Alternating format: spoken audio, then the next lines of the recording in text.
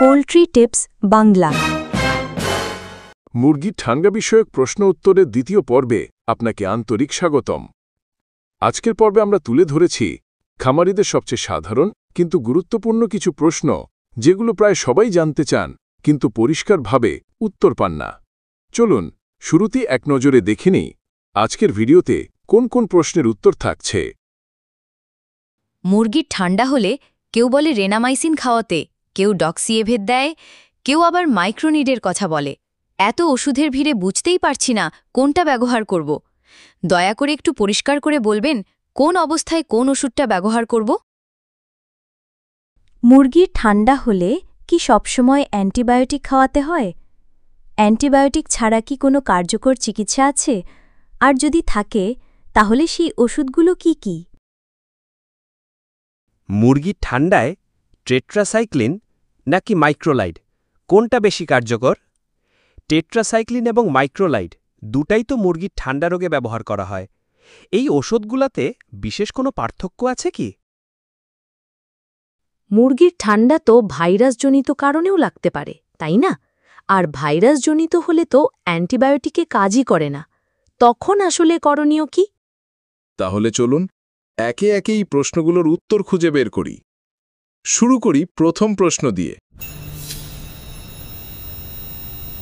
দেখুন, রেনামাইসিন এবং ডক্সিএভেট দুটোই টেট্রাসাইক্লিন গ্রুপের ওষুধ, অর্থাৎ এরা একে অপরের বিকল্প হিসেবে কাজ করে। তাই এই দুটির মধ্যে যে কোনো একটি বেছে নিলেই হবে। মনে রাখবেন, এই দুটি কখনোই একসাথে মিক্স করে ব্যবহার করা উচিত নয়। এখন যদি মুরগির ঠান্ডার প্রকোপ বেশি হয়, তখন শুধু রেনামাইসিন বা ডক্সিএভেট সাধারণত তেমন কাজে আসে না। সেক্ষেত্রে কিছুটা বেশি শক্তিশালী অ্যান্টিবায়োটিক লাগতে পারে। তবে প্রথমেই খুব উচ্চমাত্রার অ্যান্টিবায়োটিক ব্যবহার করা ঠিক নয়, কারণ শুরুতেই হাই ডোজ ব্যবহার করলে ভবিষ্যতে কম শক্তির কোনো অ্যান্টিবায়োটিক মুরগির শরীরে আর কার্যকর নাও হতে পারে। তাই ধাপে ধাপে উপরে উঠুন। টেট্রাসাইক্লিন গ্রুপ থেকে একটু বেশি শক্তিশালী অ্যান্টিবায়োটিক দরকার হলে আমি বলবো মাইক্রোলাইড গ্রুপের মাইক্রোনিড ওষুধটি বেছে নিতে পারেন। আর অ্যান্টিবায়োটিকের সঙ্গে লাইসোভিট ব্যবহার করলে ভালো হয়। এটা অ্যান্টিবায়োটিকের ধকল কমায় এবং রোগ প্রতিরোধ ক্ষমতা বাড়াতে সাহায্য করে।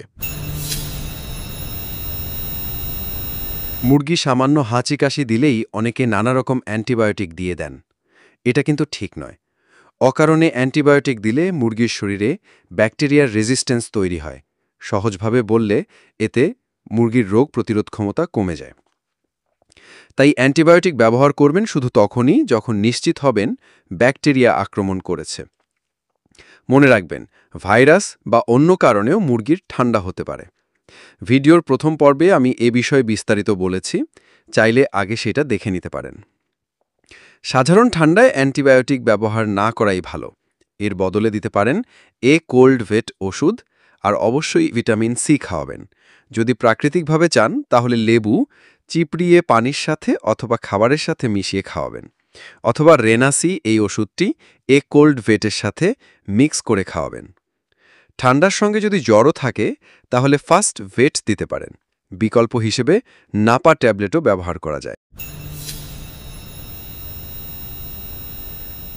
হ্যাঁ, মুরগির ঠান্ডাজনিত সমস্যায় টেট্রাসাইক্লিন এবং মাইক্রোলাইড উভয়েই ব্যবহার করা হয়।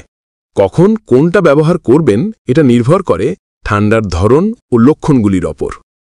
আপনি জানতে চেয়েছেন টেট্রাসাইক্লিন এবং মাইক্রোলাইড এগুলোর মধ্যে পার্থক্য আছে কিনা।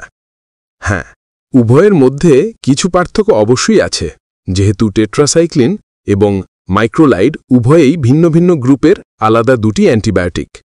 রেনামাইসিন, ডক্সিএভেট এই ওষুধগুলো টেট্রাসাইক্লিন গ্রুপের অন্তর্ভুক্ত, আর অন্যদিকে মাইক্রোনিড, ইরাপ্রিম এগুলো হলো মাইক্রোলাইড গ্রুপের ওষুধ। টেট্রাসাইক্লিন হলো ব্রড স্পেকট্রাম, মানে অনেক ধরনের ব্যাকটেরিয়ার বিরুদ্ধে কাজ করে। সাধারণত হালকা থেকে মাঝারি মাত্রার ঠান্ডা বা প্রাথমিক পর্যায়ের ব্যাকটেরিয়াল সংক্রমণে ভালো রেসপন্স দেয়। অন্যদিকে মাইক্রোলাইড শ্বাসযন্ত্রের কিছু বিশেষ ব্যাকটেরিয়া, বিশেষ করে মাইকোপ্লাজমা দমনে খুব কার্যকর। ঠান্ডা যদি জটিল হয়ে যায়, যেমন গলায় গড়গড় শব্দ, শ্বাসকষ্ট, তখন মাইক্রোলাইড গ্রুপের ওষুধ ভালো কাজ করে। না, মুরগির ঠান্ডা সবসময় ব্যাকটেরিয়ার কারণে হয় না, অনেক সময় ভাইরাসজনিত ঠান্ডাও হয়ে থাকে।